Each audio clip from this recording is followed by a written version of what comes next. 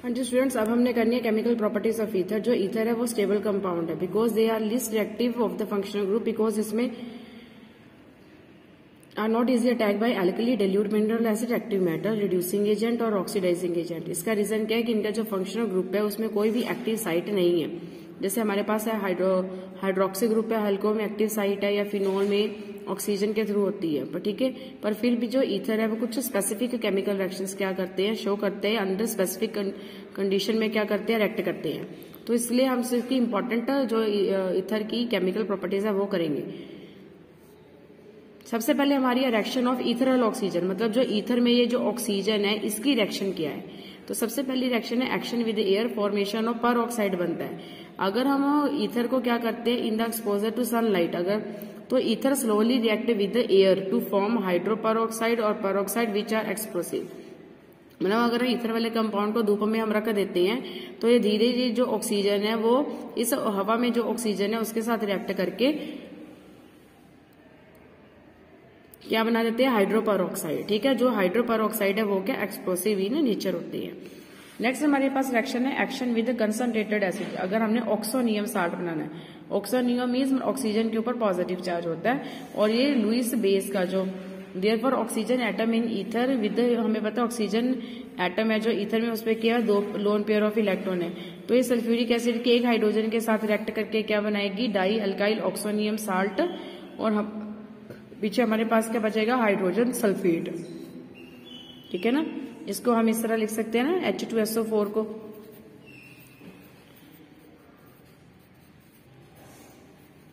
तो ये वाली ऑक्सीजन जो है अपने इलेक्ट्रॉन यहाँ पे लेती है, ये अपने इलेक्ट्रॉन को इधर ऑक्सीजन पे शिफ्ट कर देती है। तो हमारे पास बन जाता है जैसे डाई इथॉक्सोनियम हाइड्रोजन सल्फेट। ठीक है, उसी तरह हमारे पास थर्ड रिएक्शन है, अगर वो लुईस एसिड के साथ रिएक्ट करते हैं। लुईस एसिड क्या होते हैं, विच आर इलेक्ट्रॉन डेफिशिएंट है, such as boron trifluoride, aluminium chloride है, फेरिक क्लोराइड है। तो इनके साथ मिलकर क्या बनाते हैं, कॉम्प्लेक्स, जिसे हम क्या बोलते हैं, इथरेट्स। उन कॉम्प्लेक्स को हम क्या बोलते हैं, इथरेट्स। जैसे हमारे पास ईथर है वो हमें पता है जो बोरॉन ट्राइफ्लोराइड है वो लुईस एसिड है, उसके साथ रिएक्ट करके अपने इलेक्ट्रॉन डोनेट करेगी और उसके साथ क्या बनाएगी, कॉम्प्लेक्स। उसी तरह जो डाई इथाइल ईथर है वो गिगनर रिजेंट के साथ रिएक्ट करके की बनाती है, गिगनर रिजेंट इथरेट बनाती है। ठीक है, अब हमने करनी है, हाँ जी स्टूडेंट, अब हमने सेकंड रिएक्शंस करनी है, reactions involving cleavage of carbon oxygen bond. ठीक है, ईथर क्या लेस रिएक्टिव है to of the functional group है, therefore carbon oxygen bond ether can be cleaved under drastic condition में होते हैं। सबसे पहले है by halogen acid. The carbon oxygen bond in ether can be cleaved by heating with hydroiodic acid या फिर hydrobromic acid. हमें पता है क्योंकि ये स्ट्रॉन्ग एसिड है, at 373 kelvin to form alcohol और अल्काइल हैलाइड। मतलब अगर हम क्या करते हैं, हैलोजन एसिड डालते हैं, ठीक है, तो हमारे पास क्या बनेगा, यहाँ से ये वाला बॉन्ड ब्रेक होगा तो एक हमारे पास बन जाएगा अल्कोहल, एक के साथ H लग जाएगा और दूसरे के साथ X, अल्काइल हैलाइड और अल्कोहल बनेगा। बट अगर हम एक्सेस में एसिड डाल देते हैं तो अल्कोहल जो बनता है वो आगे फिर किस में रिएक्ट हो जाता है, अल्काइल हैलाइड में। मतलब सबसे पहले अगर हम ईथर लेते हैं उसमें हम हैलोजन एसिड डालते हैं तो वो अल्कोहल और अल्काइल हैलाइड में डिवाइड होता है। अगर हम excess of alkyl halide halogen acid डाल देते हैं तो ये हमारे पास जो अल्कोहल है वो आगे किस में कन्वर्ट हो जाता है, अल्काइल हैलाइड। तो ओवरऑल रिएक्शन देते हैं, अगर हम ईथर में क्या डालते हैं, एक्सेस ऑफ हैलोजन एसिड डालते हैं तो वो हमें क्या देता है, अल्काइल हैलाइड और वाटर। जैसे हमारे पास डाई इथाइल ईथर है, अगर हम उसमें excess of hydrogen iodic acid डालते हैं 373 केल्विन टेम्परेचर पे तो हमें क्या देता है, 2 मॉलिक्यूल्स ऑफ CH3CH2I, और हमारे पास जो वाटर है वो एज ए साइड प्रोडक्ट क्या हो जाता है, बाहर निकल जाता है। हाँ जी स्टूडेंट, अब हमने सेकंड रिएक्शंस करनी है, reactions involving cleavage of carbon oxygen bond. ठीक है, ईथर क्या लेस रिएक्टिव है to of the functional group है, therefore carbon oxygen bond ether can be cleaved under drastic condition में होते हैं। सबसे पहले है by halogen acid. The carbon oxygen bond in ether can be cleaved by heating with hydroiodic acid या फिर hydrobromic acid. हमें पता है क्योंकि ये स्ट्रॉन्ग एसिड है, at 373 kelvin to form alcohol और alkyl halide.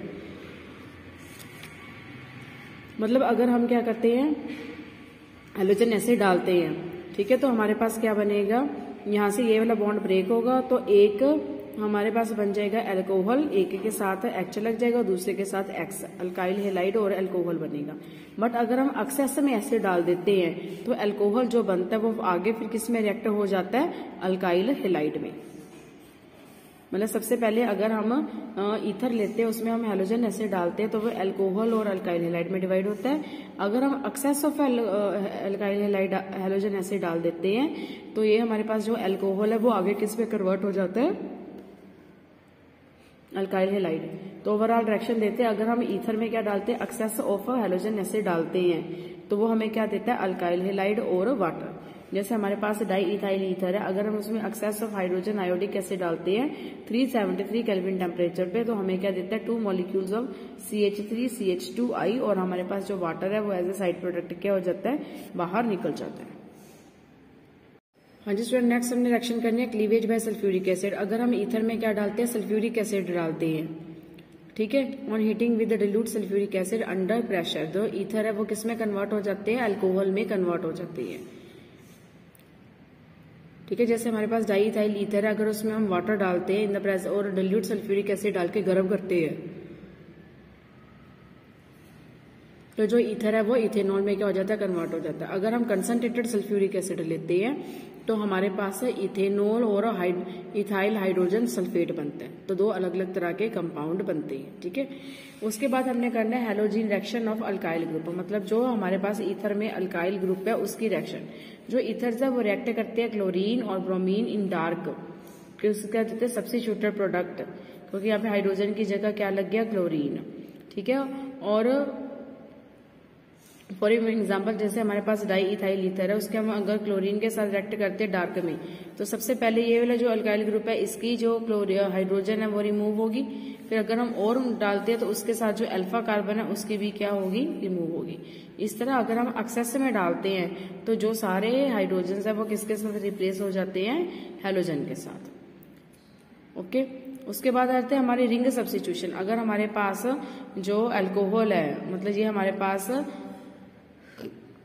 Alkyl aryl ether है, तो इसमें जो हमारा जो अलॉक्सी पार्ट है, ये वाला हमारा जो अलॉक्सी पार्ट है इज ऑर्थो पैरा डायरेक्टिंग।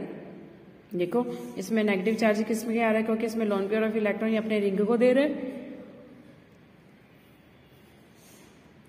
और जो पाई इलेक्ट्रॉन है वो दूसरे कार्बन पे आ रहे हैं, क्योंकि इस कार्बन की इलेक्ट्रॉन डेंसिटी बढ़ गई तो इसने इलेक्ट्रॉन को आगे सब्स्टिट्यूट कर देना, यहाँ से इलेक्ट्रॉन आगे पैरा पोजीशन पे जाएंगे, यहाँ से दोबारा वो कहा जाएंगे ऑर्थो पोजीशन पे। इसलिए जो इनकमिंग ग्रुप है वो कौन सी पोजीशन पे आएगा, ऑर्थो और पैरा डायरेक्टिंग पे आएगा। इसलिए हमारे पास जो इलेक्ट्रोफिलिक सब्स्टिट्यूशन रिएक्शन यहाँ पे होंगी, क्योंकि इलेक्ट्रोफाइल ने अटैक करना वो मोस्टली कौन सी पोजीशन पे करेंगे, ऑर्थो और पैरा पोजीशंस पे क्या करेंगे, अटैक करेंगे। सबसे पहले हमारे पास है हैलोजिनेशन। इसमें क्या जो फिनाइल अल्काइल ईथर है वो हैलोजिनेशन जाते हैं बेंजीन रिंग में। जैसे हमारे एग्जांपल है एनिसोल। अगर हम एनिसोल में क्या डालते हैं, ब्रोमीन वाटर डालते हैं in the presence of acetic acid, तो हमारा जो ब्रोमीन है क्योंकि ऑर्थो पैरा डायरेक्टिंग है तो ऑर्थो और पैरा पोजीशन में लगेगा, ठीक है। दूसरी हमारे पास है Friedel craft alkylation. Friedel craft alkylation में कि हमारे पास एनिसोल के पास जो अल्काइल ग्रुप है वो हमारे पास ऑर्थो या पैरा पोजीशन पर लगेगा। अगर हम एसिटाइल क्लोराइड डालते हैं तो हमारा जो असाइल ग्रुप है तो वो भी हमारे पास ऑर्थो या फिर पैरा पोजीशन पे लगेगा। अगर हम अल्काइल ग्रुप यूज करते हैं तो हम उसको बोलते हैं फ्रीडल क्राफ्ट अल्काइलेशन। अगर हम एसिटाइल क्लोराइड यूज करते हैं तो हम इसे बोलते हैं फ्रीडल क्राफ्ट असाइलेशन रिएक्शन। हाँ जी, अभी देखो हमारे पास जो है फ्रीडल क्राफ्ट असाइलेशन में है कि OCH3 इसमें जो एसिटाइल पार्ट है वो हमारे पास ऑर्थो और पैरा पोजीशन पे लग गया। नेक्स्ट हमारे पास है नाइट्रेशन। जब हम इस मिक्सचर को गर्म करते हैं नाइट्रिक एसिड के साथ और सल्फ्यूरिक एसिड के साथ तो हमारा जो एनिसोल है वो किसमें कन्वर्ट हो जाता है, ortho nitrophenol methyl 2 nitrophenyl ether या फिर ऑर्थो नाइट्रो एनिसोल और पैरा नाइट्रो एनिसोल, इसमें क्या हो जाता है, कन्वर्ट, ठीक है। पर जो ईथर है वो क्या लेस रिएक्टिव होते हैं as comparison to phenol toward electrophilic substitution reaction.